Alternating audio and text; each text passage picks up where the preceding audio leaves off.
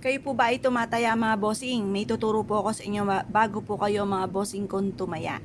Ito pa mga bossing ko ay dried basil leaves. Mainam na umorder kayo ng ganito, murang halaga lang po ito mga bossing ko na mabibili nyo sa mga online. Ngayon pa mga bossing, kailangan din po natin ng asin. Ang asin mga bossing ko ay isa sa mga subok na napakaswerte. Ang tambalang basil leaves at saka asin ay makakatulong upang sa ganon makamit nyo kagad yung ninanais ninyo. Halimbawa, kagaya po nun, kayo ay mananaya, nananais kayo na magkaroon ng maraming pera, nagnanais kayo na maka-jackpot, or kaya sa inyong negosyo, nagnanais kayo na magkaroon kayo ng malaking benta, dyan na kayo yumaman sa negosyo ninyo, or kung ano man po yung ninanais ninyo, maganda po ito. Ngayon pa mga bossing, kung kayo nag-apply din ng trabaho, papuntang ibang bansa, or local man po yan, pwede rin po ito. Pagtatambalin po natin, kumuha po kayo ng konti lang nito ng ating basil. Yan. Tapos bumili kayo ng uling. Pagtas magparikit ka ng sa uling mga bossing.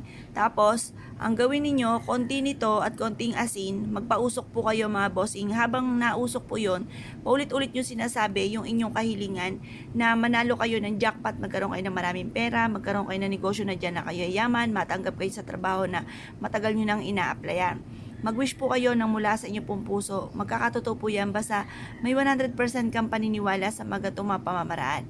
Makakatulong po ito upang sa ganon, instead na kayo ay malasin ay puro swerte ang darating po sa buhay po ninyo mga bossing. Sabihin niyo po ito mga bossing ko, yung mga nais po ninyo tuwing umaga lamang, mga 6:30 or kaya po alas 7, matatapos hanggang alas 8. Pagtaas the rest, sa pagdadasal po ninyo sa mahal na Panginoon, doon nyo po i-wish kung ano yung nais po ninyo. Makakatulong po ito upang sa ganon, instead na kayo ay malasin ay puro swerte ang dumating po sa buhay po ninyo. Gawin niyo po ito ng mga Tuesday or Friday, pero kung kayo ay abala, pwede kahit anong araw basta umaga. At ito po ay or kaya basta bago kayo ay tumaya sa loto. Pero umaga ang pinaka the best na mga pampaswerte. Pagkatapos isikreto nyo lang po ito mga bossing.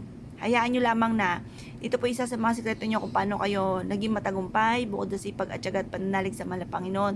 Hayaan nyo na ito ang maging sikreto po ninyo at mapansin po nila kung bakit kayo ay yumayaman, kung bakit makita nila ang daming mga pinapasok na gamit sa inyo pong tahanan, anong sikreto ninyo, bakit kayo ay parang umaasenso, yung mga ganon.